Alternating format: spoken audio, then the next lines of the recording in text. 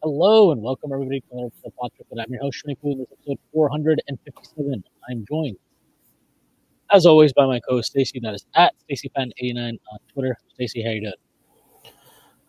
I'm doing pretty well. All things considered, tough loss yesterday. You win some, you lose some, right?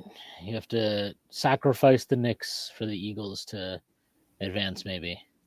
We'll see. It's the punches we all have to take. At least those are also teams in the playoffs. All right. Before we get started talking about the Knicks, do have to make a few announcements. First, that Strickland has a YouTube channel where you may watch this podcast. If you are and you have not done so already, please hit like, subscribe to the channel, leave a comment. That'd be a huge help to us. The Strickland also has merch, which you can find on our website at www.thestrick.land. Just linked up to the merchandise store. And there's all kinds of cool stuff on there, like t-shirts, sweatshirts, hats, coffee mugs, water bottles, you name it, we've got it. The Strickland also has a Patreon, which you can subscribe to. There are a number of different tiers. There's a $6 tier that gets you access to Pod Strickland, the podcast that hosts our Friday the Prez. You also get access to Takes from Obvious Bozos, a podcast hosted by Andrew Steele, aka Doug, along with Zach Blatter, and you get access to the Strickland Discord where the conversation never stops. There are further tiers. There's a $9 tier that gets you access to Strickland Roll, my solo pod, or rant rave with the Knicks even more. You also get access to wonderful premium articles by Matthew Marino, one of the best in the business, and you get access to Strictly NFL, which, you guessed it, is a podcast about the NFL, hosted by Konstantin Mechkos and Desmond Novak. There are further tiers. There's $15 tier, $30 tier, $50 tier, and $100 tier. This comes with a variety of additional benefits, like listening in on pod recordings, merchandise discounts, and even potentially co-host a podcast alongside yours truly one day, whether you choose to subscribe. None of this would be possible without you, and none of this would be possible without BetOnline. BetOnline is the world's most trusted betting platform and your number one source for online betting. From the earliest odds to in-game live betting, BetOnline provides you with all the action and the ability to watch the games as they happen with the largest selection of odds on everything from football, NBA, NHL to entertainment and political props. Head to BetOnline today to get in on the action with America's most trusted site for online wagering. BetOnline. The game starts here. The Knicks continue their uneven level of play. They destroyed Milwaukee 140-106 on Sunday, and they followed that up with a sloppy, unfocused performance in a loss to Detroit 124-119 last night. I talked about a lot on the post game yesterday. I'll kind of throw this over to you, but this goes back beyond the past two games. I would say for a little while now, maybe even dating back to Christmas, you could argue. But I think the Knicks' defensive schemes, tactics, however you want to phrase it, are getting a bit exposed. Some of that is personnel related. Obviously, Brunson and Cat come with their own liabilities in that sense. You could also point to the fact that maybe some guys are getting taxed and they're feeling it a little bit, in terms of OG very specifically, but also maybe Josh Hart, Mikal Bridges, whomever. But on top of that, they also seem to be giving up, and Press has done a good job of highlighting this. They're getting fried right now by mid-range scorers, and that can be a consequence of drop coverage. Obviously, we know Cat is not the greatest in drop.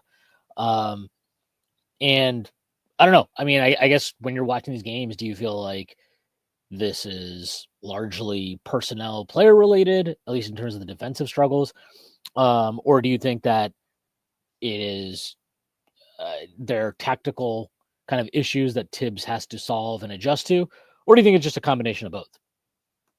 Yeah, I mean, I think it's a new roster, and all of these guys are getting used to each other. I think we've seen an improvement in some of the communication breakdowns you saw with Hart, Bridges, especially earlier in the year. I do think they just got to mix it up a little bit more, in pick and roll. And I understand if they're not. You probably, with a newer roster, you want to get one thing to be your bread and butter before you start switching up tactically, which, the OKC game, that was begging for a few different coverages. I think that everyone's getting used to each other, and we know how Thibs will approach these things, right? He wants to work on one thing first, master it over the course of the season, right? So early in the season, it was drop. He switched to more hedging, using Cat, not even hedging, but using Cat closer to the level of the screen. And I think he'll vary it up a little bit more going forward as well. Maybe more pre-switching, right? There's been opportunities that have been missed. We also don't know how much is just on the guys to read and communicate, and they're all getting used to each other too. there's going to be some caps on, you face a team with a 6'8" point guard. There's, because of Brunson and Cat's issues, there's going to, there's a ceiling there, right? I think both have given pretty good effort. They've done about as well as you can expect, and there's still a ceiling there. That is going to, that's going to strain, especially against the top teams, right? Maybe not as much against a team like Detroit, but when a team like OKC has it going, they have a 6'6" guard.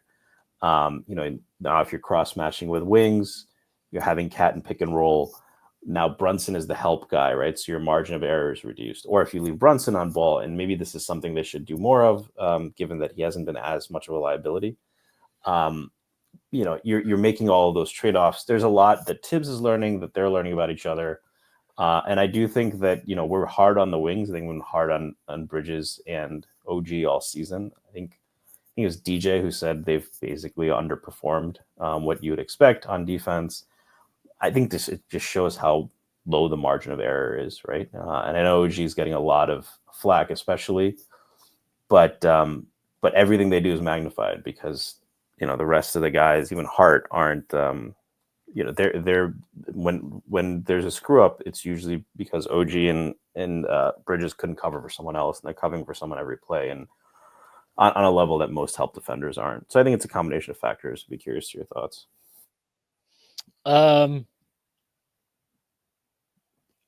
If I were going to be, I don't even know if it's this cynical or whatever. I don't know. Whatever I'm being right now. I think this was asked yesterday in the post game as well, so I'll just kind of reiterate it. If I were grading, forget like Brunson and Cat, because their defense, we kind of know coming in that it's going to be, we know what they are, right? Defensively, like you're going to get some, like I don't think the effort necessarily is their problem. Execution can be. If you want to say Cat, yes, he doesn't get his hands up enough to contest at times. Yeah, I think that's all fair and well and good. Largely speaking, even amidst what I think was, and it was good to see Brunson actually have 2 good games in a row, even though the third quarter yesterday was a little disappointing from him. But overall, you got to say it's good to see him string together back-to-back solid offensive performances, more than solid against Milwaukee, obviously, where he just was completely on it. But like you would say on aggregate, those guys are giving you kind of what you expect, right? Offensively, that trade-off. So they're their own separate thing. Josh Hart, we know what his issues can be defensively, right? In terms of his off-ball stuff. Sometimes he gambles when he shouldn't, whatever. I think overall you'd say his contribution, especially given how well he's played offensively, has been more than okay. So it comes down to Mikal and OG, right? And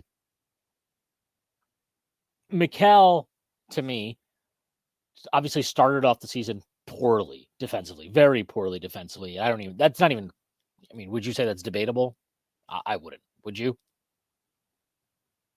No, I wouldn't say that. I think that's fair. Yeah. So he started off the season very poorly, but he's picked it up. He's definitely played better over the last month. That's not to say that every single game has been some fucking masterclass from him or that he's a perfect defender and he never has any instances where he fucks up now. But I think you've got to be satisfied with the way he's trending defensively. And offensively, yes, I know that like the recent shooting slump has been frustrating, but even that side of it, if you look over an extended period of time, you got to feel good about that, right? Like the way it's trending. I think the fact that, unlike a lot of players in this team, even when he's missing threes, he's not taking threes, right? Like he's not passing up looks that you need him to take. I think that is a positive sign. And it is good to see that. And it was good to see him kind of get into a rhythm again last night. So if you want to say on like aggregate over the course of the season, he's been below expectations, especially given the pick cost that it took to acquire him. That's more than fair. I would just say he's trending in the right direction. And to me, over the last month or so, probably longer than that, I've been pleased. I've been pleased with what I've seen from him and what he's produced. I would say over that same time frame, OG has dropped off. And, if you want to put that on he's playing too many minutes and he's feeling the effects of that, he hasn't missed a game yet this season. That's fair. I don't think that's that's not something to poo-poo or dismiss and act like it's not a factor at all. But, just a couple instances yesterday. There's a possession in the fourth quarter.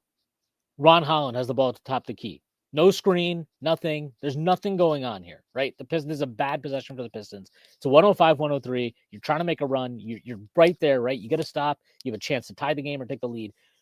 OG, again, no screen. This is Ron Holland. If I told you at any point in a game, OG he's going to be on Ron Holland in an ISO with nothing going on, you'd probably feel pretty good about that, right? Yeah, I mean, a much larger number of defenders or offensive players I'd feel better about, let alone Ron Holland. So yeah, so that's a great situation for the Knicks, and he just gets beat off the dribble. Holland scores in the paint. Another possession later in the quarter. I think this was on Cade. I don't remember the exact score. Knicks do a pretty good job defending all the initial actions. Cade has the ball on the wing. Again, nothing going on in this possession. This is an ISO, and it's a late clock. Like he just has to create something out of his ass type of possession, and he just gets into the paint and is able to score pretty comfortably over OG.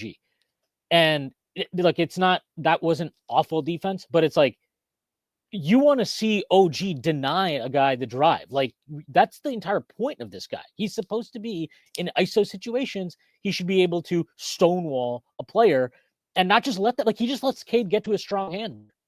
Okay. So here's the terrible possession against Han. Then he backs that up not next possession, whatever it was, like pretty soon after that, he has an ISO. Cade gets ISO'd on him late in the clock on the wing. No resistance. Cade's able to get middle, finish in the paint. These are possessions you need an elite defender to be an elite defender. And this isn't even like, this is just what he's supposed to do. This is like, he got whatever he got 5 years, $212.5 million this summer. So you got paid.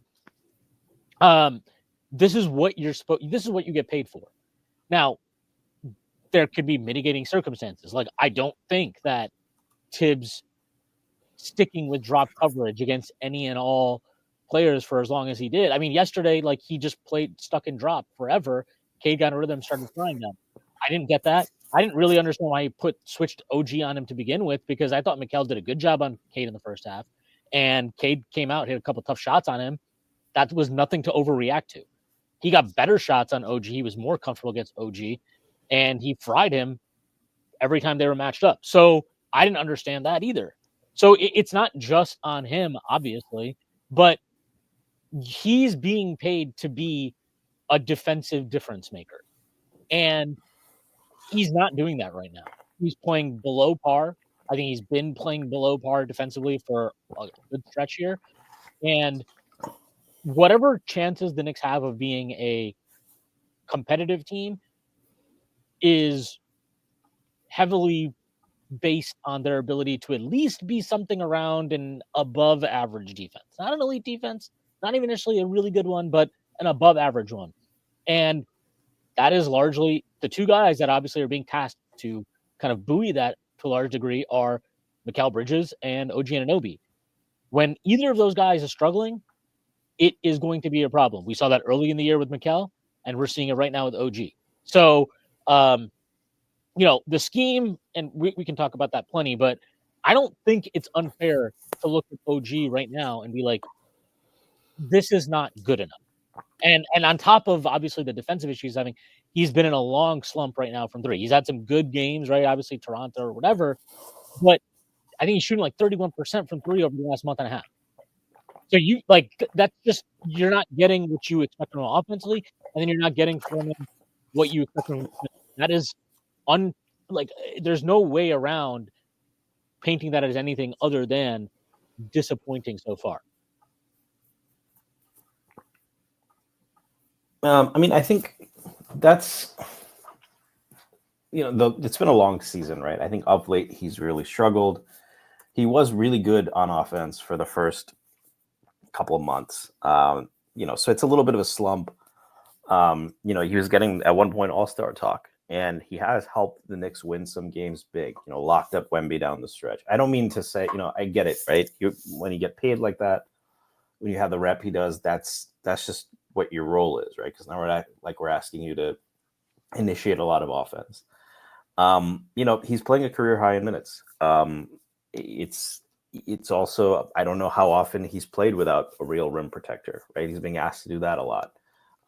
Being asked to do things he hasn't necessarily been asked to do even on offense. How much of that is necessary? I don't know. I could live without OG Anunoby ISOs for some time, especially now that Bridges and Hart, to be honest, have really shown the ability to create. I think it's just something you gotta wait and see. There are certain parts that I expect to tick up, right? He's shooting 34% from three. He's a career 37% 3-point shooter. Now part of it may be that he's taking a few more above the break, but it's not really much out of line with his career averages. He's only shooting 34% on corner threes, where he's much better for his career. So those are things you'd expect. On offense, I'm definitely not that worried. I think it's a shooting slump. On defense, I think he's probably managing himself a little bit because he's asked to play heavy minutes. To your point, getting beat by a rookie off the dribbles, straight line drives, those kind of things, that's unacceptable, especially since it's causing the Knicks games. But am I worried about him in a playoff series? Not yet. Yeah, I mean, I'm not worried about him in a playoff series, but also we need to get there. This is the frustration that I have with this team. It just feels like it's easy. I think the convenient thing is to be like, well, once you get to the playoffs, it'll be fine and they'll dial it up and whatever. I don't think it just works like that. I don't think you just get to the playoffs and okay, turn it on and we're good to go. Especially not a team like, if you want to say that for Boston, I'm more than okay giving them that pass because they have a long track record of playoff success, and obviously they are the defending champions. So I don't really have a problem giving them that kind of credit. I have a problem when it's a team like ours where, okay, we won a first-round series 2 years in a row.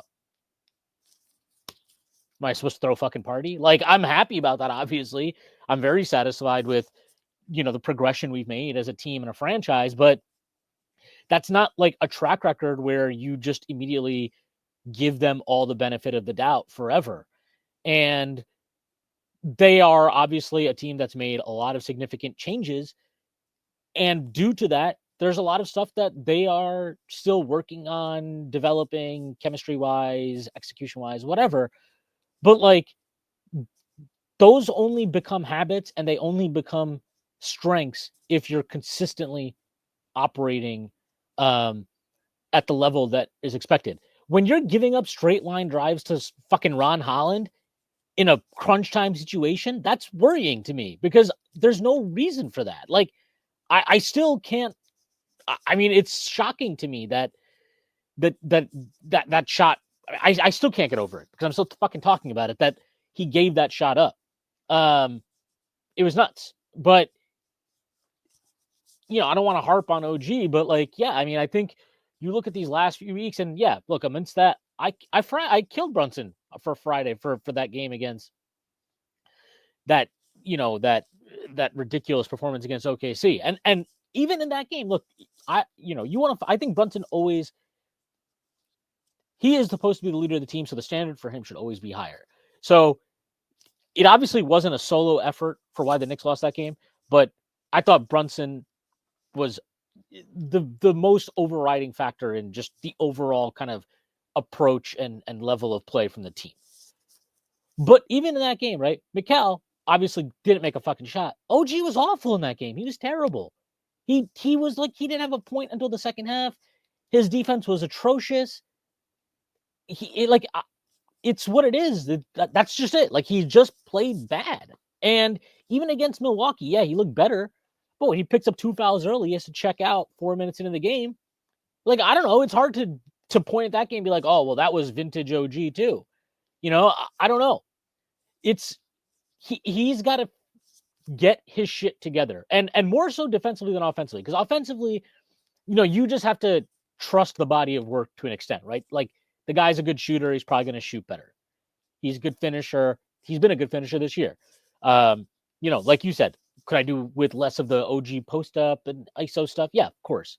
And I tend to think offensively in general, I think the Knicks are fine. They still have stuff to iron out and clean up, but overall, I don't find that to be a super concerning.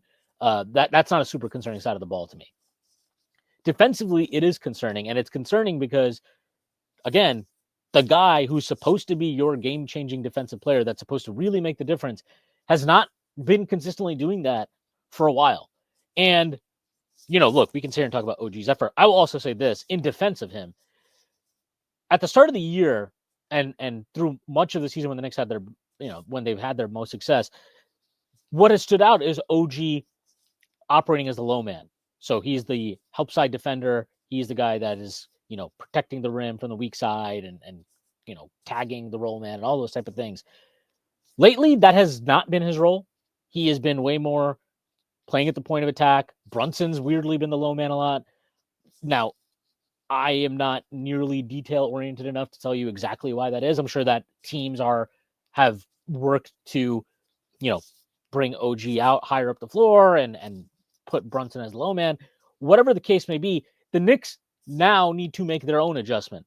And if that requires pre-rotating, if that requires switching, whatever it requires, they need to do it. Because if you're going to play this drop coverage, your help defender, that weak side defender, has to be a really strong player. And it sure as hell, look, Brunson, obviously never going to be good at that. Josh Hart, Mikal Bridges, these guys, when they're in that position, they're better than Brunson. They're fine, but they're not going to have the impact that OG and Anunoby can have in those situations. So these are things that the Knicks need to figure out. And then there's also things, obviously, at an individual level they need to improve upon. Like, forget OG for a second, because, God knows we've talked about him enough to start this podcast. But you look at the transition effort yesterday, that was a collective failure. That's a collective failure across the board. And it started early. Like, there's a possession, I think it was 12-11. Knicks miss a shot. Asar Thompson comes down with the rebound. He's bringing the ball up the floor.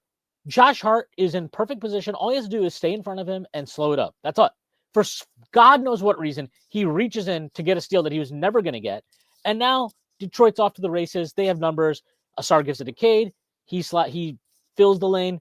Cade bounced it right back to him. He's got an easy layup. Like, that's just lazy. That has nothing to do with anything other than late. That's pure laziness. That is unserious defense. That is not paying attention to detail. That's not executing to details. And look, I have some sympathy for Josh Hart because he plays a lot of minutes, and we know that I've talked about this going back to last year. I always think he starts games and halves poorly before he kind of locks in as the game goes on. And that was certainly the case yesterday, but I can understand a lot of things. I can understand OG struggle. I can understand Josh Hart starting game solely. I can understand blah, blah, blah. Understanding doesn't make it okay. It makes it so that I get what you're going through. But if you're going to sit there after the game and talk about we're losing games we shouldn't lose, and we need to concentrate to be the team that we can be, then look inward. That has to start individually as well, and then your individual effort will bleed into the collective. But like across the board, there's blame to go around across the board. You don't start. The Knicks got behind in this game early. They managed to get a 4-point lead going into half. They come out and start the second half, and they started poorly again. And they're playing from behind again. Like, you cannot keep failing to match the requisite intensity until you're chasing the game. And when you're constantly in this mode of chasing the game, it's a problem. And OKC, the first time they played them, the Knicks played great. I thought they played, I don't want to say great, but they gave an effort where even though they lose the game in the end, you don't come away from that game feeling like they didn't match the intensity OKC played with. They didn't bring that same level of intensity. No, like they got beat. That happens. The Chicago game, second out of a back-to-back, you can forgive it, right? You can forgive that. And on top of that, Kobe White, Zach LaVine, they go off, whatever. But you've had these weird games, like the Orlando game, where they all were like, we didn't play with the requisite intensity. You have the OKC game, the rematch last Friday, where they just came out and they might as well have all collectively taken a fucking dump at half court and then just left the floor, because that's basically what they did.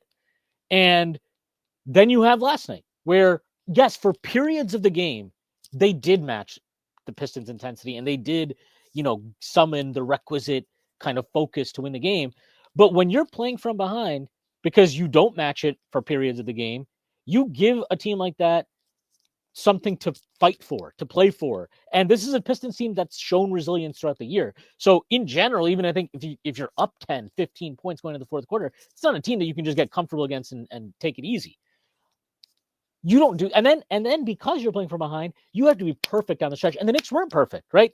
They had 2 turnovers on the stretch. One of them was questionable, the Karl-Anthony Towns moving screen. I didn't love that call. Whatever. So you get 2 turnovers on the stretch.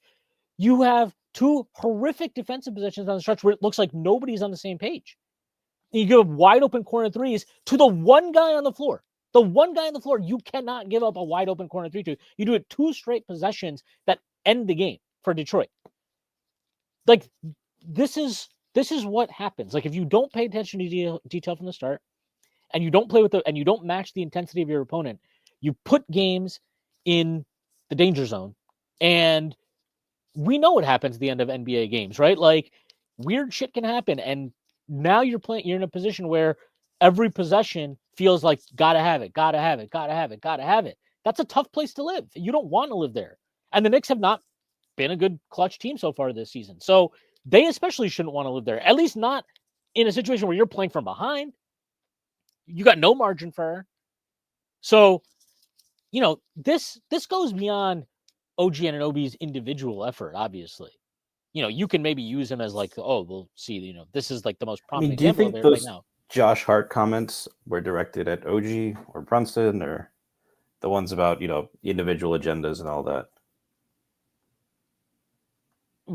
No, I mean, my guess would be, if I were to guess, I've kind of gone back and forth in this. Maybe he's talking about Brunson. Maybe he's talking about OG or R or whatever. I don't know who he's talking about. But if you just ask me like what I would guess, my guess would be that he's not necessarily talking about anybody individually. I'm sure he's noticed individuals at times allowing, whatever the case may be in terms of allowing your shot making to dictate your defensive effort, right?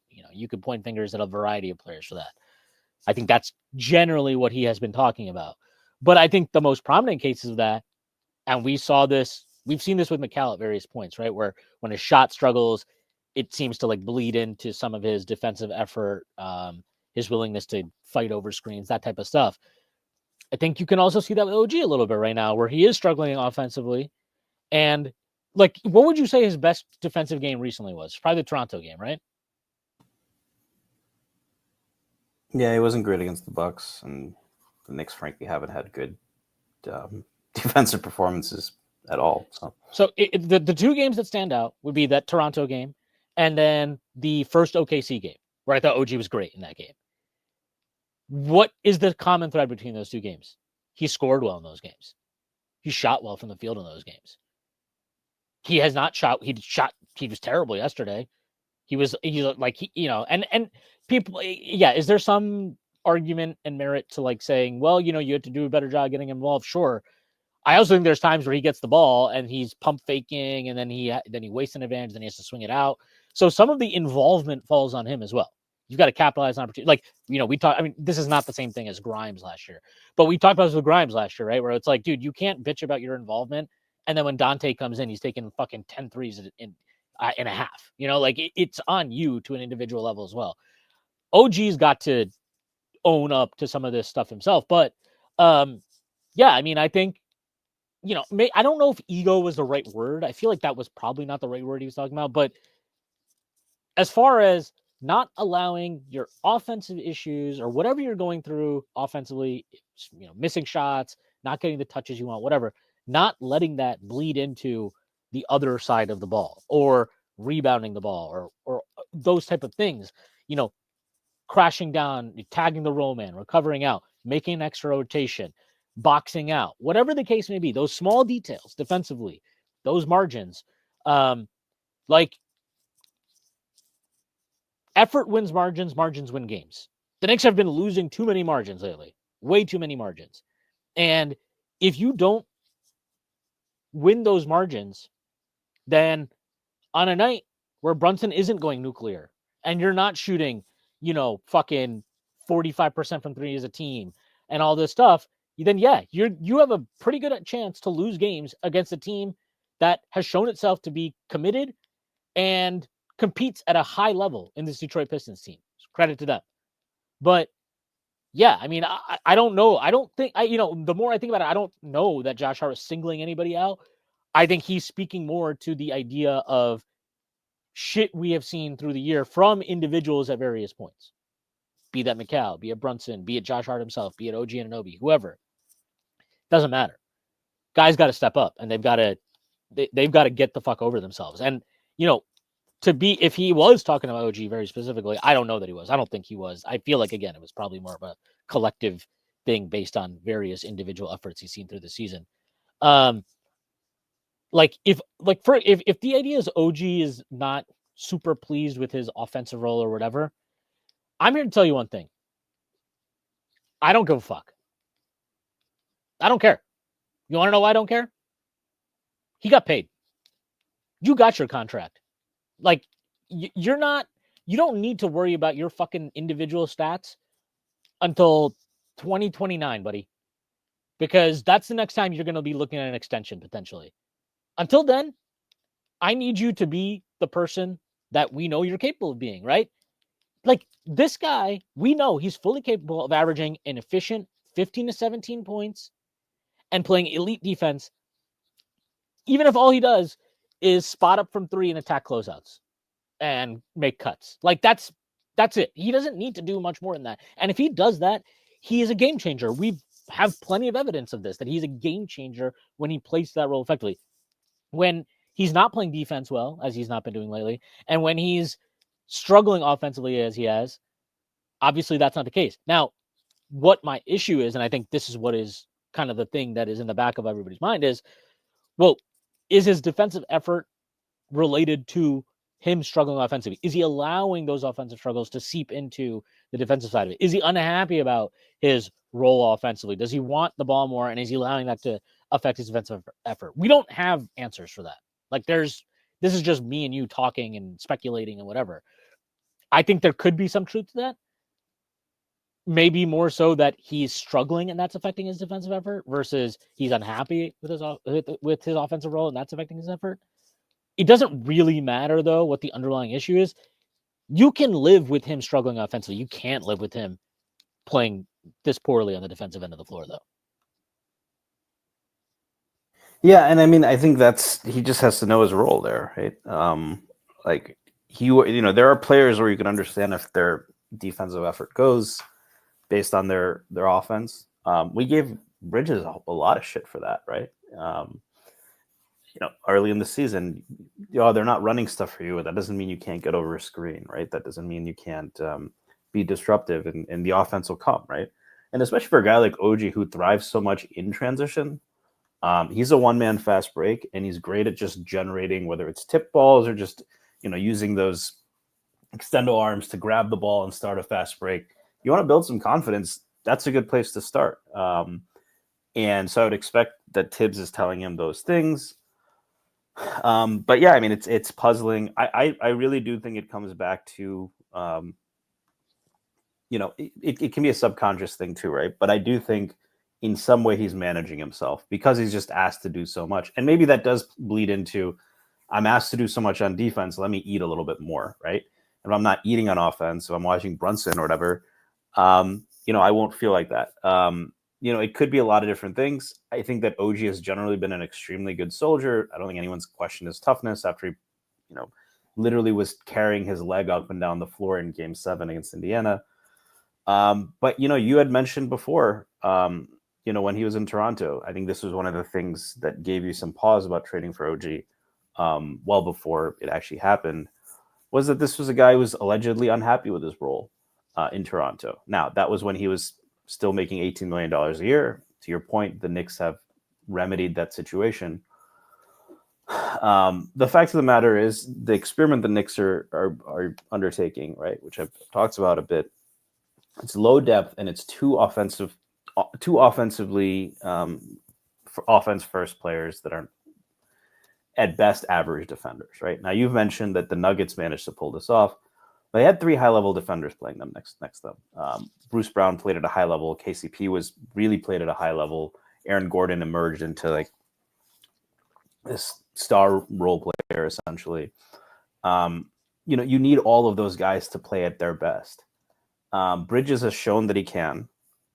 OG has shown that he can. Hart has definitely shown it on offense and on the glass. But, it also shows with the lack of depth and, with that team construction, you're probably going to have a little bit more variance. You're going to have more off nights, and you're going to have a not as high margin bad for error. stretches. You have bad stretches. Not as high margin for error, especially on defense, right? You can't a guy like OG like it would be like last year with offense. If Brunson had an off night, we weren't going to win. Now you actually that doesn't necessarily mean that, right? Brunson can have an off night, but Cat could have it going. Bridges has picked it up, I guess, especially that Spurs game. But now we see that a little bit on the defensive end too. So if OG or Bridges is not great on defense, you're probably going to struggle. Yeah, and I think the variance point is a good one, in the sense that, like, obviously,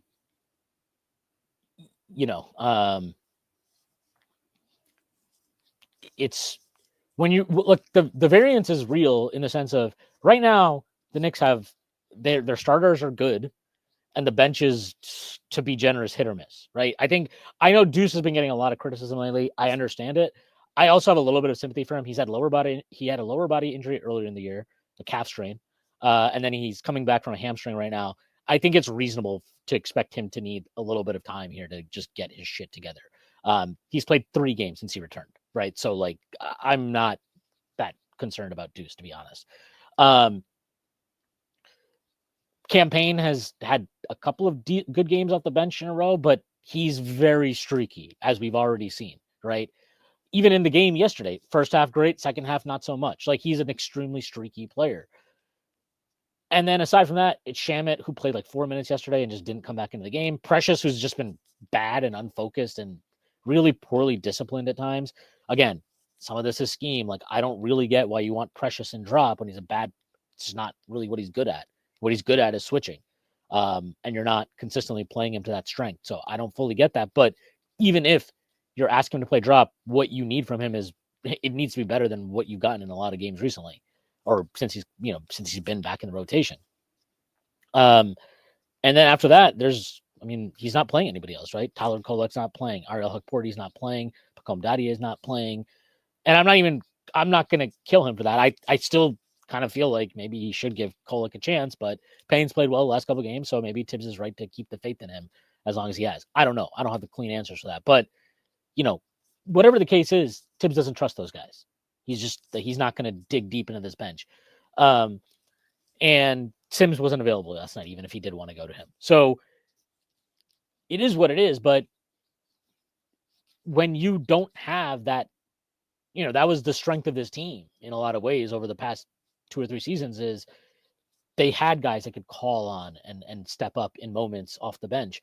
They don't have that. They don't have like Malik Beasley came in yesterday, had 4 threes in fucking like 5 minutes. The Knicks I guess Campaign can do that sometimes, but it's not the same thing.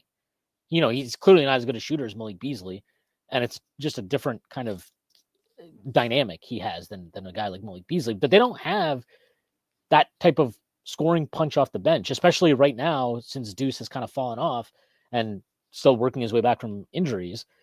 It's not great.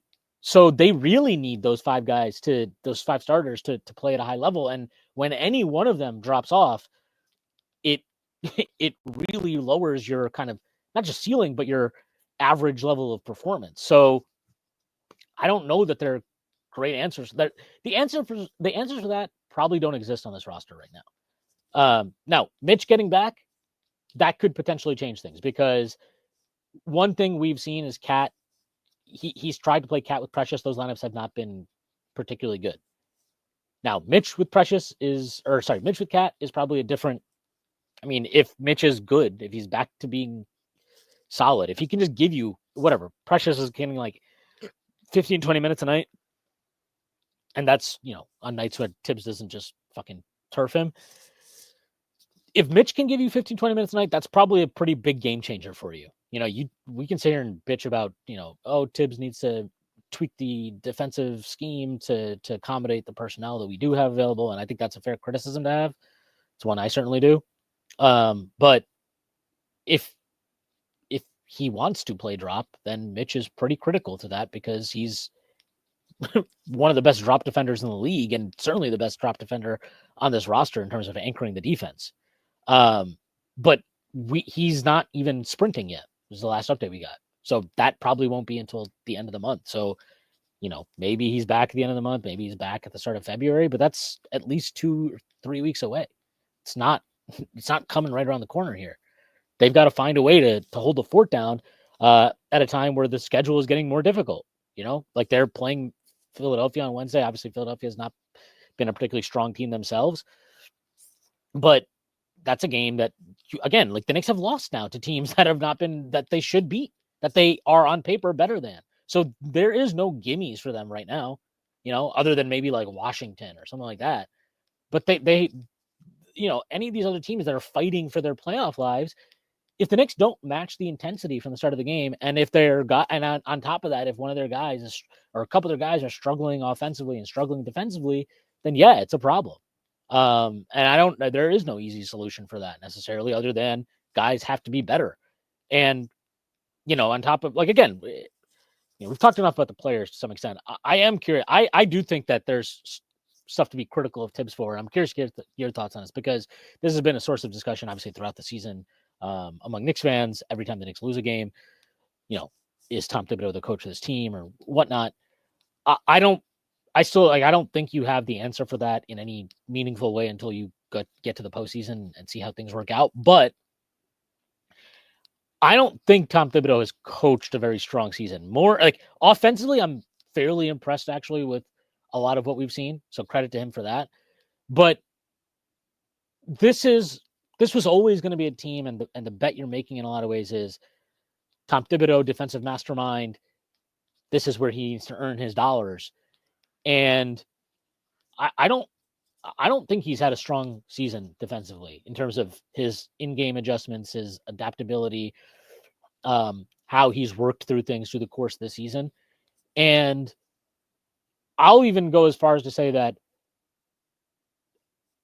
I think, I guess somewhat controversially, a few pods ago, I said that I think Tom Thibodeau is a better offensive coach than he is a defensive coach, maybe. I think my main concerns, and I remember talking to you about this last year after the playoffs, like that is actually my main concern with him, is that defensively, I'm not sure that he really is at that elite level anymore as a defensive mind. The Knicks had one of the worst defensive teams in the playoffs last year. I think some of that obviously is related to their limitations with various injuries and personnel, sure. But that was not a great look, obviously. Am I over-indexing on that? And then on top of that, I'm now baking in the start of the season, which has been up and down defensively, to say the least. Maybe. But I think the defensive slippage is real. And then you see possessions like the end of the game yesterday where I don't know why you're trapping Cade in that situation. Like, just switch that. Let it, like, how many pull-up threes did Cade make yesterday and without a screen? And that was not going to be a screen situation. That was an ISO situation. There was no way they were going to bring two to the ball that late in the clock.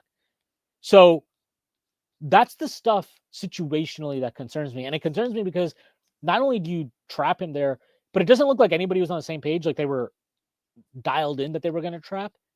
So it just leads to some sloppy rotations and obviously then the inevitable Malik Beasley corner threes. That stuff concerns me. And that's I think if you want to be critical of Thibs, the minute stuff has been a constant source of discussion. I get why. I'm way more like the things I am actually kind of very open to being critical about have much less to do with that and much more to do with some of these X's and O's and general strategic choices on that side of the ball.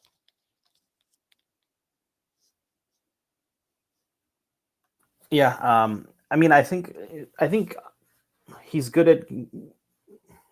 Again, like I said, I think that a lot of Thibs is not a coach that you can judge in before February. I think whether it's players like Isaiah Hartenstein or or even last season, using Dante differently on defense, um, using Hart as a chess piece. It takes him time usually, one, to build his fundamentals, and then two, to actually understand where the team is at its best.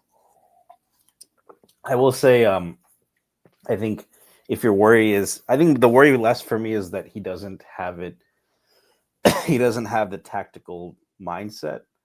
I think that when you feel like he's not adjusting or doing much, again, I'll reiterate, I don't think this is a guy who shines in the first couple of months of the season. You'll see it more in the behind, down the stretch. But if your question is, can we trust this guy to make an adjustment that wins you a series? That I think is TBD. That's not because I think the guy's lost a step or doesn't have the defensive acumen anymore. But decision making, I mean, it's a heavily studied field, right? Humans, it's difficult, right? Risk management, those kind of things. In a high pressure series where the margins are so thin, does he have that? And I think I don't think it's that he can't. I do think we've seen him be stubborn. That Miami series wasn't great. We've also seen him adapt, but we also haven't seen him. He's never coached the conference finals, which is, again, I'm not saying that's on him. What I'm saying is those are answers we still have to learn. But if your question is, based on what you've seen this year, does he not have it anymore as a defensive coach? That's where I would, because early in the season, he's always, he can be stubborn. He wants guys to get good at something before he moves on to something else. I think the true measure will be what happens during the playoffs. Like you said, we have to get there first. And this is not a great stretch, but in the grand scheme of things, they're on pace for 52 wins, They're on pace for 52 wins. They're 2-5 in their last 7. So, you can look at it either way you want. I think it's hard to not kind of constantly. And they do have the second hardest schedule going forward, so it's going to get tougher. I think it's 7th now. Whatever. It doesn't really. The strength of schedule shit is always so bullshit to me because it's like, I don't know. I feel like I in every sport, people point to strength schedule, and then I feel like you look at the schedule at the end when it's all said and done, and you're like, oh well, seems exactly like a normal schedule. And at the end of the day, you're playing largely uniform schedules in the NBA, right? Like there's like Eastern Conference teams are largely playing most of the same opponents the same amount of times, right? You play every Western Conference team twice, you play your division 4 times, and then you're going to play other teams in your conference 3 or 4 times. It's not some huge gap in the kind of the difference in schedules. And like, you want to know, like, your strength of schedule varies based on your own performance. Like, the Knicks should have won last night. That's an opponent you should beat. Their strength of schedule looks harder now because they lost to them, right? Like, I don't buy into that very much. I think you have to control what you can control. And one thing, though, I got to say this. I'm honestly, like, I need these guys to shut the fuck up about how it's a process and they want to be the best team they can be in April. Like, I get that. I get you want to be the best team you can be in April. But, like, I don't want to fucking hear that shit after another loss where you come out and you play sloppy and you're not focused and you don't have the requisite intensity from the tip. No one wants to hear that shit. Nobody wants to hear that shit. Give me a fucking break, man. You're going to sit here and talk to me about, like, oh, well, it was a back-to-back and it's a process and we know we have to bring if you know it, then fucking do it. Shut up. I don't want to hear this anymore. Like, I am so sick and tired of, after every loss, having to hear the same shit. Just shut up. Just own it. Just say we lost the fucking game. We've got to be better. Period. Move on.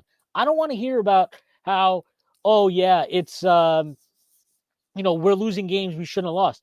But you're fucking losing them. You are fucking losing them. Like, what does that mean? Well, we feel like we're losing games we shouldn't have lost. Okay. Do you want to fucking do something about it? Huh? Do you want to hold each other accountable here? Is that a thing? Are we allowed to do that? Because to me, it just feels like there's a lot of guys on this team right now. I don't think they have any chemistry issues. I don't think there's like guys beefing on the team. I don't think that at all. But I think there's a lack of guys challenging each other. Absolutely. Like, who's challenging each other here? Who is looking at OG like, hey, buddy, you just got fucking fried off the dribble by Ron Holland. You want to step up? Do you want to step up? Do you want to do your fucking job? Anybody doing that? Hey, Mikal, you've been in the fucking weeds here for like it took like a month for Mikal to get his shit together. And all he kept hearing, we know the work Mikal puts in. And I understand you don't need to fry you don't need to go in front of the media and be like, we know Mikal has to play better or something like that, right? I don't need you to call each other out in public, but I want to see it on the floor. I want to see guys holding each other accountable on the floor. Where is that? I don't know. I don't see a lot of it at times this year.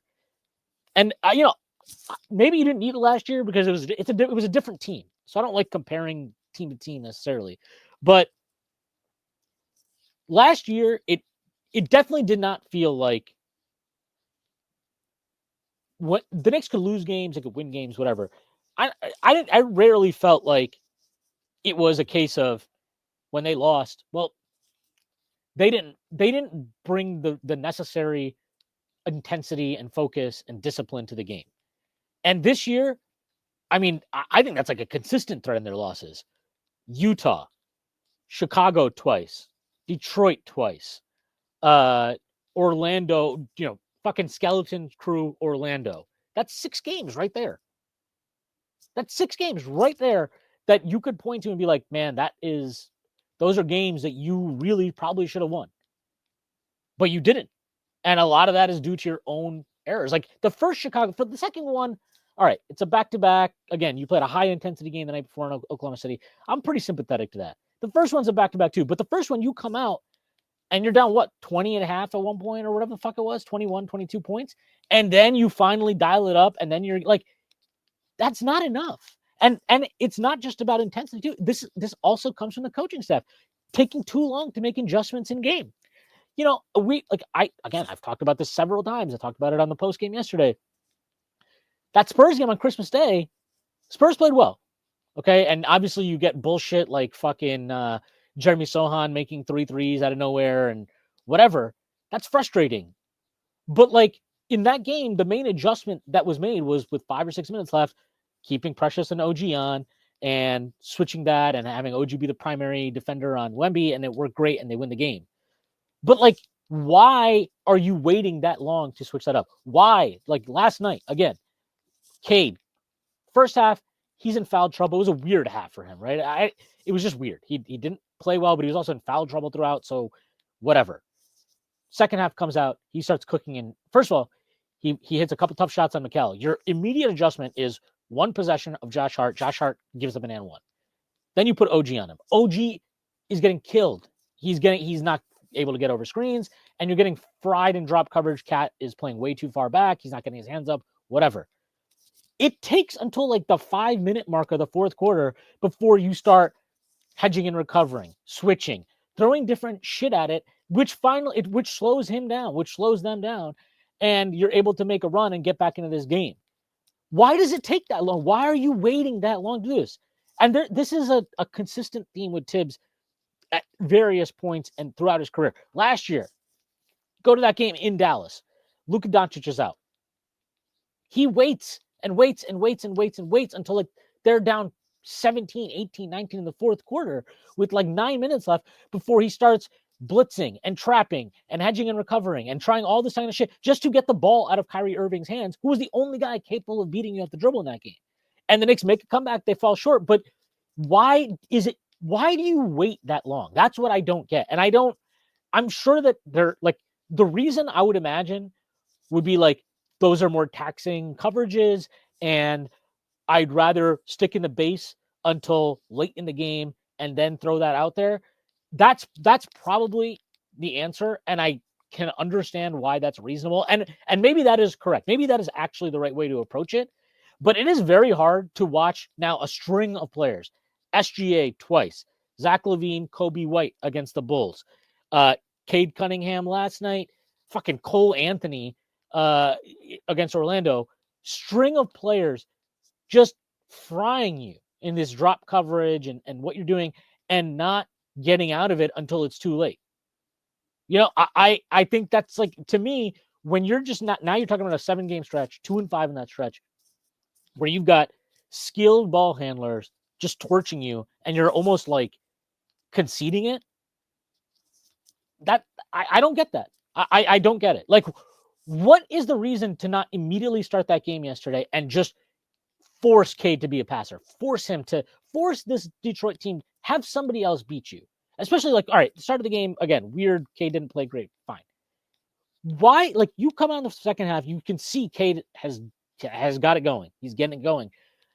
You call a timeout, with like whatever it was, 7 minutes left in the third quarter, down 4 already. So you have an 8-point swing already in this 5-minute stretch. You come out of the timeout, there's no adjustment. It is the same thing. You're still playing drop. I don't get that. I don't get it. And it frustrates me to no end. And this is a theme with Thibs in a lot of situations where he just will stick to the principles, stick to his base principles until late in the game. And it's weird because I think that adjustment serves you better earlier in the game where you have more time now. You have more time to get back into it, right? Like, I don't even know if there's a football comparison for it, but like, it's just very frustrating. It's very, very frustrating to see that. Yeah, I mean, like I said, I think he doesn't want to take the risky option, especially in the regular season, without trying to force them to get better at playing it straight up, right? For better or worse, we can debate about that all we want, but that is kind of the way he is, and it's fair to say it's cost the Knicks games at times. I mean, there's been times when, you know, he makes the wrong decision, right? The opposite way, doubling late. The Miami series, right? It was like, why are we doubling Jimmy Butler for no apparent reason here? Yeah, I mean, I think, like I said, he in terms of it, you know, I don't think though that's like to me, I think the idea of like defensive acumen versus decision making are two separate things. You know what I mean? I think he understands all the different options, but I think he saw in that series he just didn't trust anyone one-on-one with Butler. Grimes was hurt, and he goes in on his guns. Now, I think he was better last year, to your point, at adjusting in series. And we'll have to see. But I don't think I can take too much away right now from these regular season games where, where I think that he tries to get them to get good at stuff, even if it's somewhat costly. And it's totally fair, by the way. I know there's going to be people who say, well, hold on. I was told Thibs is the guy who tries to win every game. Now you're telling me he doesn't, and he's trying to establish certain things. But I'm just, do I trust Thibs as a defensive mind? I still do. Do I trust him as a decision maker, someone with the flexibility, someone who knows when to pull the plug, someone who knows when to double down, especially when the stakes are highest? That's a little bit TBD and probably not his best skill right now. Look, this roster was always going to challenge him, and it is certainly challenging him right now. But like, you have to rise to the challenge, and he has not in this recent stretch as a tactician.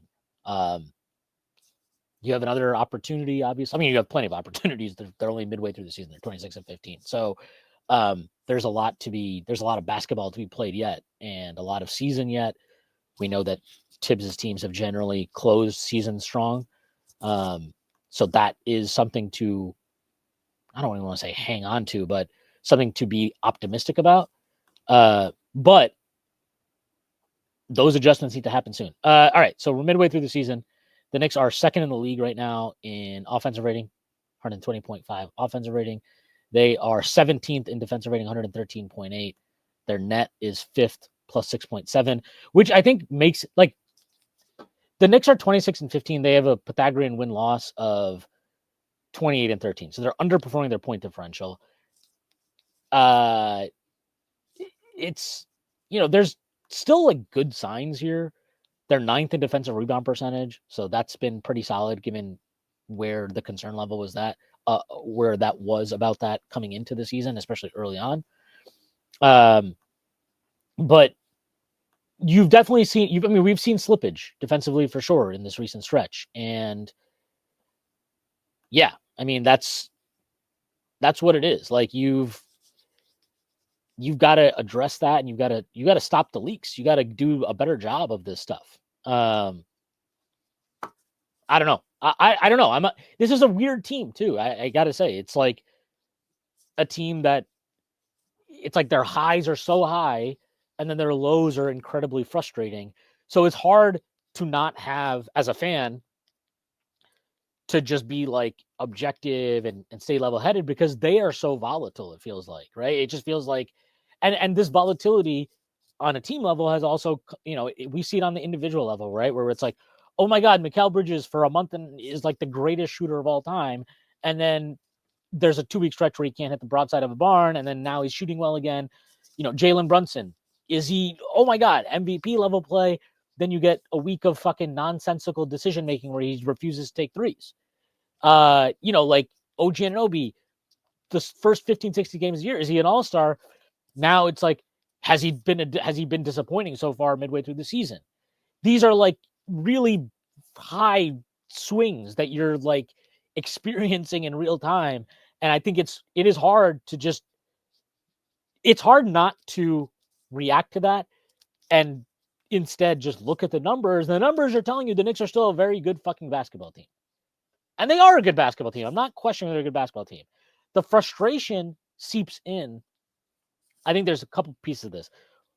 One is we inherently are, I think the general consensus is whatever Boston is dealing with and going through, we feel like that's more of a championship hangover, boredom of the regular season type thing, right? Like I'm asking you, like, do you think like as you get closer to the playoffs and as the playoffs start, you'd still probably be like, nah, Boston, they're definitely right there as a contender.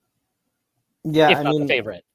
Yeah, I think when you win the championship, you always get that benefit of the doubt. And look, it's not like some of those Golden State or Denver years where there's real holes and they're falling to 6, 7, 8 in the conference. Like Boston's still number 2. So this feels like more one of those Bulls years in the 90s. So. Yeah. And so we have that in the back of our heads. And then we're all witnessing Cleveland having this incredible season, right? What are they, 33-5, whatever the fuck they are. We're seeing that. And then we just experienced, you had a championship kind of like, let's get a bearing of this team. We're playing OKC a second time a week later. And it's a measuring stick game, and you get fucking annihilated. A game that not competitive from start to finish. And so when you have that, and then you made all these moves in the offseason, right? These big moves, right? Getting Cat, and then obviously the Mikal Bridges trade to kind of be in that conversation, and it feels like you're not there. So that is really hard to reconcile, because now just being good isn't enough. It is not enough. At least from the way the fans see it. And I think for players and the team, if they are kind of operating under the mindset of this sucks right now, but we have faith in what we're building towards and what we're going to be come March, April, May, moving forward, that's the right mindset for them to have, especially, when you're dealing with these day to day, right? Oh, great win yesterday, bad loss the day after, right? Like when you're dealing with that type of stuff, it's probably better to have the long-term view. But for fans, end of the day, I feel like every single game is a referendum on this team's title credentials, championship credentials.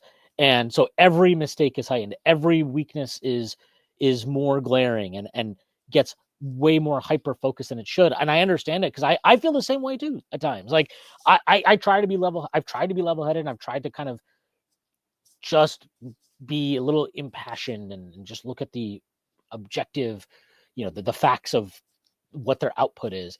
But games like yesterday, like last night, those are the ones that stick in your craw a little bit, because they are games that I don't want to take away from what the Pistons did, because the Pistons, you gave them an opportunity and they took it, right? Like, so you have to give them the credit for that. But you did give them the opportunity. It feels like the Knicks didn't control the things that they can control from start to finish, right? You can't really control how you shoot the ball in a game. We all get that. But you can control how do you come out? How do you fight over screens? How do you, crash the defensive glass? How do you end possessions? How do you get back in transition?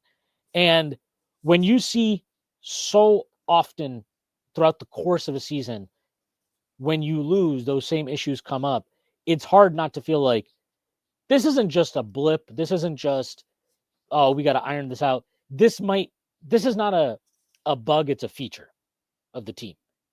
And I think one thing that is definitely noticeable to me, this team needs to get more athletic. They need more athletes, and they need more guys. They need to obviously get deeper. We know that. But very specifically, in getting deeper, they need to be a more athletic team. They need wings, and they definitely need a backup center. That much I feel very strong about. Now, maybe Mitch could be the backup center, for all I know. Maybe Mitch comes back and we're like, how did I ever doubt this guy? And we know that he has a high level. When he's good, there's no question. I mean, you probably more than me have consistently been on the, why are we just like talking about dumping Mitch? He's a good player boat. But until we see him back, that's an unknown. It's a wild card. And the wing depth and depth in general, like, that's just a concern. It is a feature of this team right now until Shamet gets it together or they make a trade or something. That it is what it is. Yeah, I mean, you've made the point that this is a multi-year window. So Leon and company have the, this offseason, they'll do something with Mitch. They can try to get a trade into the draft. They can, I believe they'll be able to trade 2033 at least this offseason if they need to. They'll have access to that pick, right? 2033. Not after the season. After the next season, they'll have access. So they'd have to wait another season to trade that pick. They can trade some of the young guys. They have a little probably more flexibility and room to do stuff in the offseason. So, for now though, right? For now, it really is going to be how much can you build that identity they had in the past, right?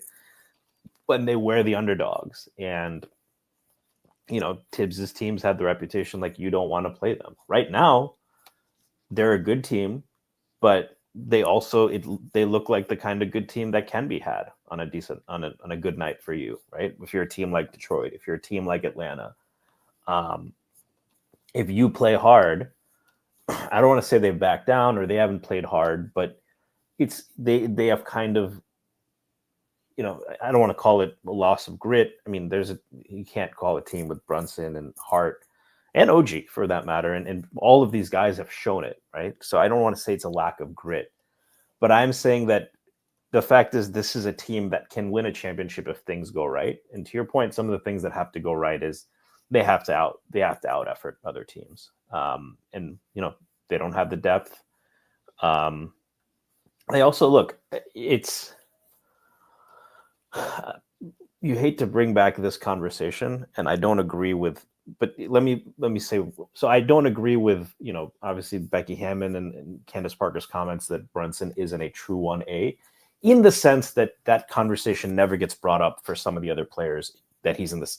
That never gets brought up for Donovan Mitchell. Is he a 1A? That never gets brought up for, guys in that 5 to 10 range, right? A guy like Tatum, that was not really brought up. But if you are going to bring it up there, then I think it's fair to bring that up about Brunson, because at any given point, a true guy who's like 1A, there's only 3 or 4 of those at any given time in the league, right? Look at the players who have won besides Tatum. Tatum is probably the weakest 1A that's won since what? The Spurs? Is that fair to say? Sorry, say that again? Is Tatum the weakest 1A player, the worst 1A player to win a title since like this? And that's not a knock on him, but usually No, I get what you're saying. I don't think I don't think it's a knock on. I mean, I know that I'm sure if for some reason Celtics fans are listening to this, they'll take that as a high level of offense, but I don't think it's offensive. Look at the players that we're still saying we're still saying he's good enough to be it. So yeah, and I think that applies to Brunson too. But you do need optimal situations around those kind of guys. Whereas the other guys who more common than that is you have a guy like Jokic, you have a guy like Steph, you have a guy like LeBron, Kawhi, right? More often than not.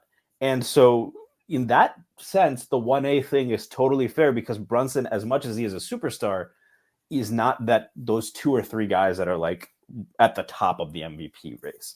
He certainly hasn't looked quite like that this year. And those are the teams that can really elevate a team way beyond this to a championship. And like I said, it's 2 or 3 guys. So in that sense, I don't think the 1A, like there's 2 or 3 1As, right? Right now, I'd say Jokic. I have to say Giannis, I guess. SGA and Luka. So maybe 4 guys, right? And even Luka has some question marks about his defensive effort. So in that sense, though, the Knicks, again, margin for error is lower, right? It's mitigated by the fact that they have maybe the best number 2 option, especially in this role, certainly on offense. And, they've surrounded them with some really good wing defenders. But this is a team ultimately that is going to have to play a little bit above its head to win the championship. They don't need to play above their head to get pretty far, but to win the championship, it feels like that because of these things that are like, on the one hand, great, very talented team. These small things are, the little picadillos, I guess, that your starter championship kit comes with, I guess.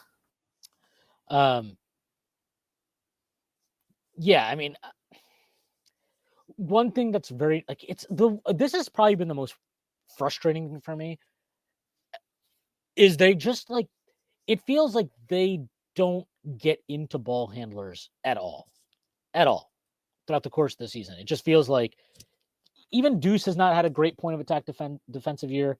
OG has, we already talked about that extensively. McCall, I think he's done a much better job recently defensively, but he's not obviously the most physical guy in the world.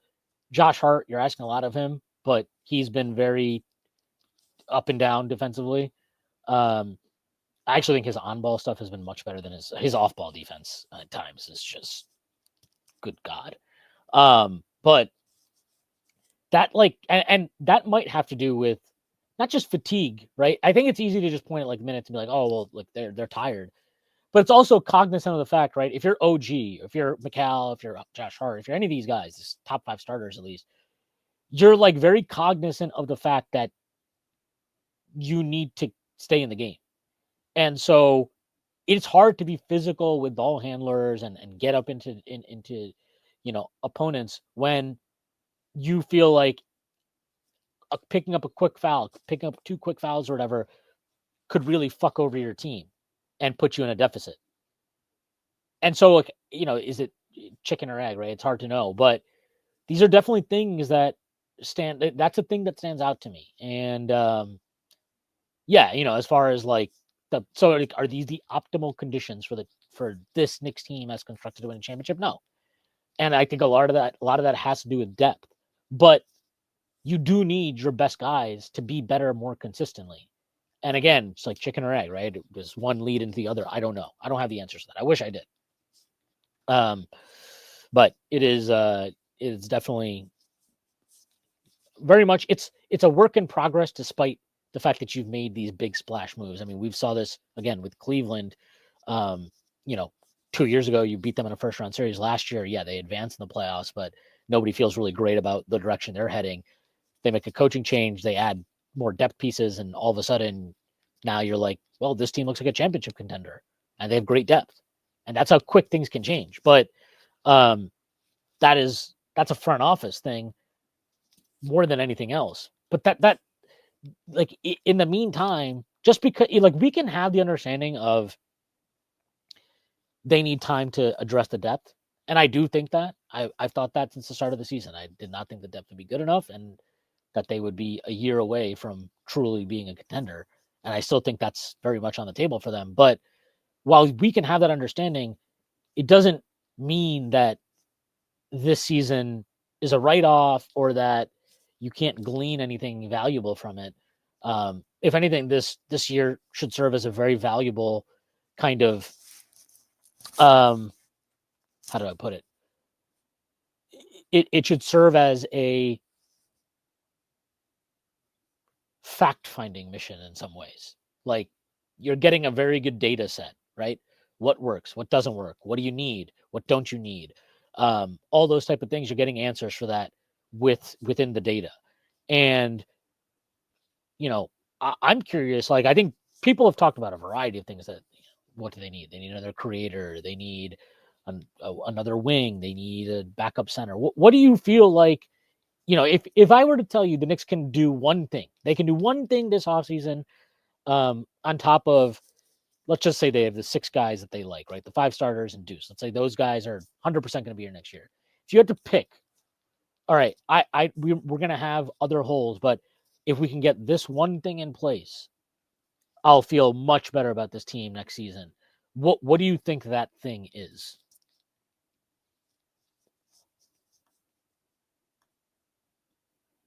You're muted. Stacy? Hello? Yeah, you cut out for a bit. You're saying what's the one thing that would make me feel more comfortable? Yeah. Yeah, it's defense. It is wing defense. Just the ability to see. I want to see a stretch of games where Hart, Bridges, and OG are just locked in on that end. If that means their offense suffers, so be it. That's why you have 2 superstar offensive players. But a stretch of games where those 3 guys are just fully on a string, defending really well.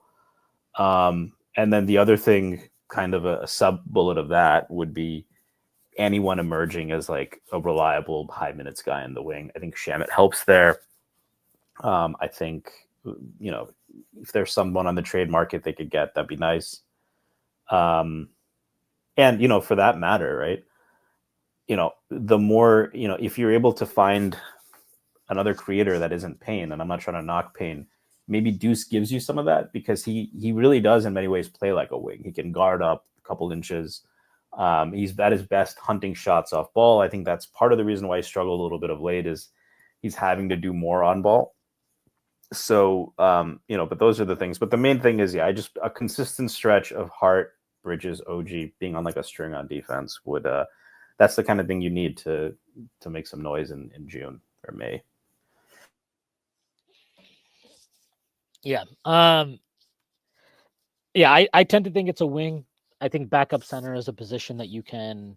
I know they look right now. Precious has not lived up to billing, but I'll throw this at you. Actually, I think this is really interesting because I've definitely had so many varying thoughts on Mitch throughout the years of his time here, and certainly right now as we watch this season unfold. I'll ask you this because I've had a lot of bipolar thoughts about Mitch over the years and certainly this season.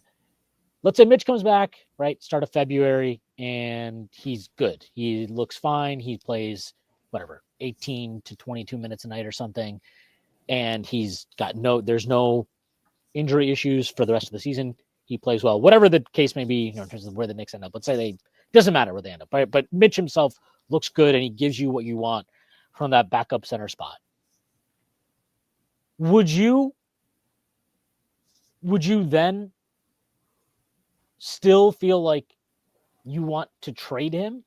Or at that point, are you like, if all he is an 18 to 22 minute a night per game center, backup center, but a really good one, and one that we know can play some minutes next to Cat and give us a big look alignment, would you take him off the table in most trade conversations, or are you actively still looking to trade him and cash in on him now that he has value again, or are you like, no, this guy is part of the solution, we have to find ways to figure it out around him? Like, actually, no, this is a seventh guy now that we have. This is a seventh rotation guy we have. We need to figure out a way to address the rest without using him in trade. Sorry, you're talking about Mitch or Mitch? I mean, his health it's a finicky thing. If Mitchell Robinson is the seventh guy, I think that's a really good defense. I think I'm still higher on Precious than you are. He's had some rough moments, definitely of late, like the rest of the team has, especially on defense. Makes mental errors at tough parts of the game, but particularly on a team like this where you want to switch a lot, the value of a 6'9" guy can't be 6'9" switchable guy who can really guard. We've seen him guard 1 to 5. He's not OG at that, and he's much more inconsistent, but he has those physical tools.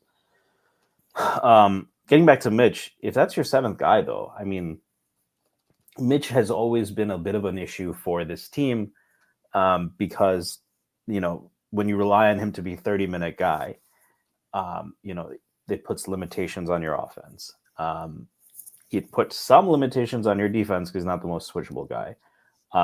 Late in games, if you want to close, there's the free throw issue, right? He made up for it by being an insane rebounder and a very good rim protector.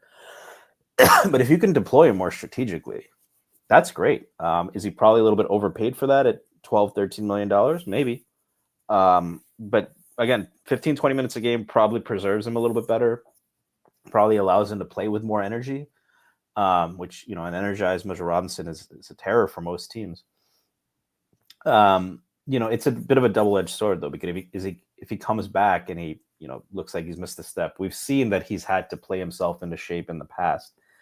Most notably, I think that 2021-22 year after injury, and it's tough for any player, that might hurt his trade value, right? So it'll be interesting to see. I think he'll give him a boost this year. Again, I think that they'll bring him back slowly, and he's not going to be asked to play heavy minutes.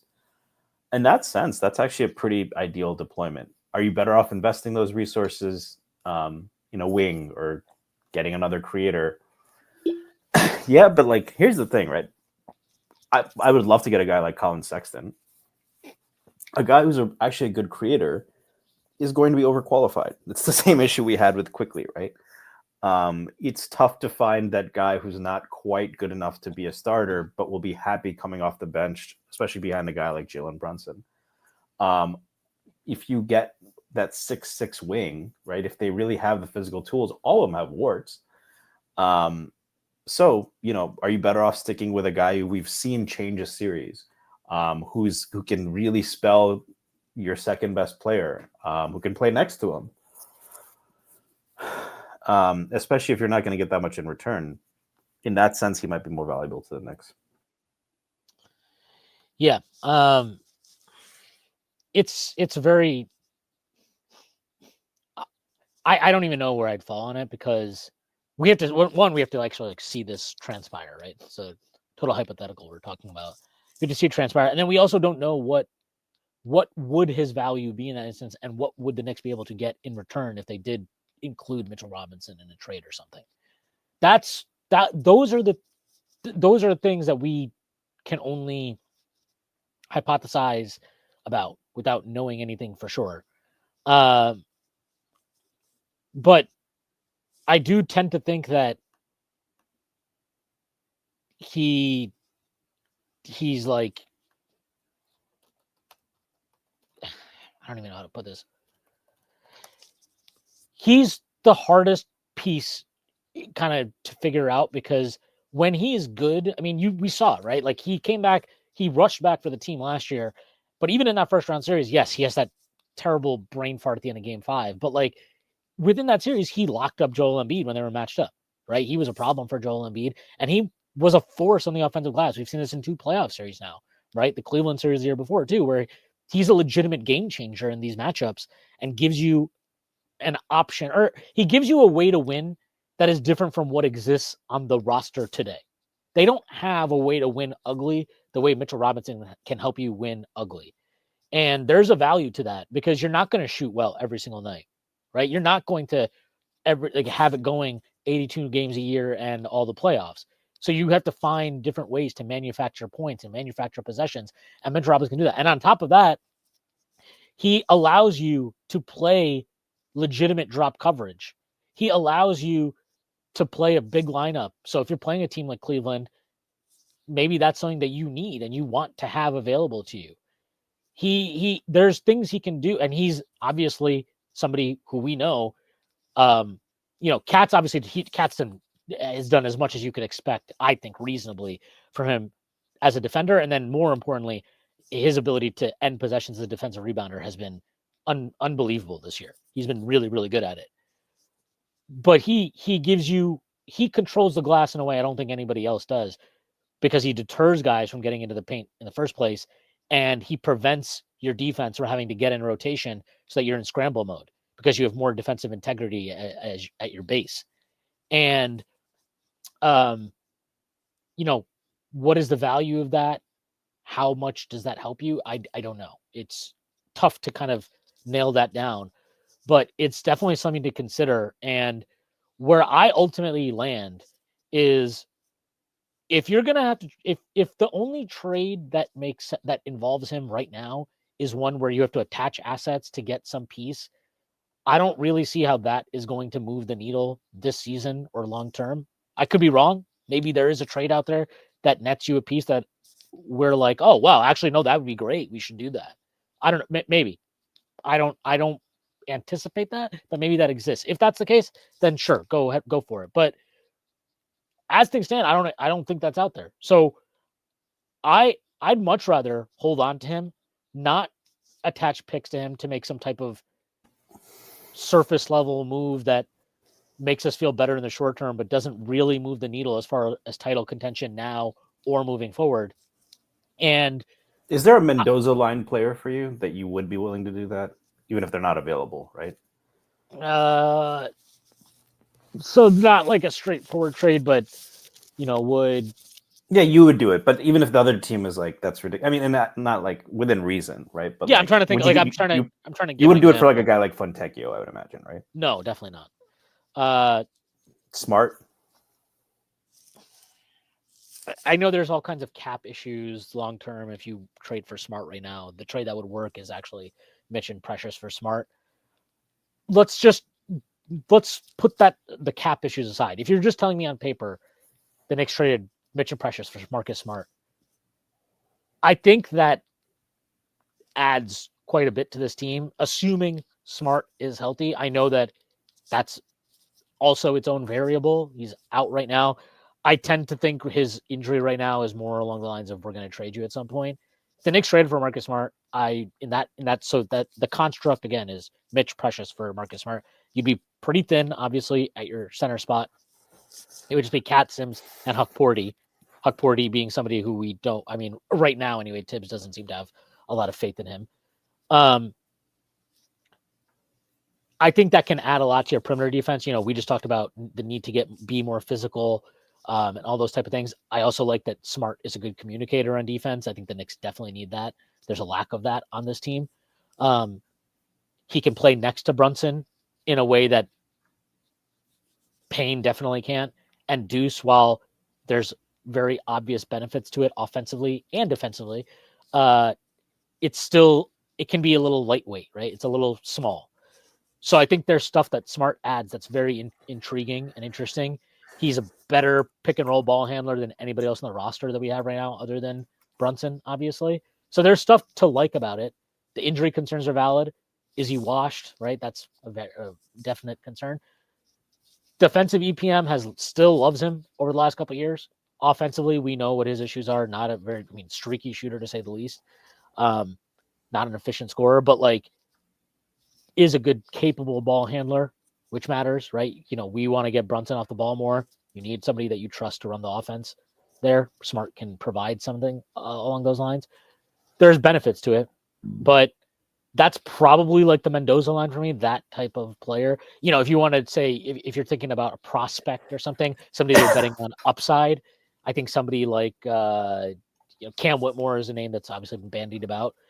If you told me there was some construct where the Rockets would do Mitchell Robinson and give you back Cam Whitmore and you're good to go, and like Thibs likes Whitmore, so he's going to play, that's worth that. I would be fine with that, but that's kind of where I'm at with it. Yeah, that's fair. I tend to agree. All right. I think that's a good place to end it. Stacy, let them know where they can find you and plug anything you'd like to plug. You can find me at StacyPatton89. Nothing to plug. I'll continue to plug all the great work at the Strickland. And hope everyone is enjoying their 2025 so far. New year, new me. Not really. All right. I have nothing to plug myself, so just plug all the work at the Strickland. Check it out. Check out the post games. I've been on a few recently, but Sam and Tyrese have been doing a really good job of holding that down as well. But other than that, I got nothing. So everybody enjoy your week. The Knicks play Philly on Wednesday, and then they welcome back the prodigal sons, Julius Randle and Dante DiVincenzo on Friday. So should be a good rest of the week. Me and Prez will probably be recording on Thursday, so we'll have that pod out for you on Friday. But yeah, until then, everybody enjoy the rest of your week, and I'll see you on Friday. Peace.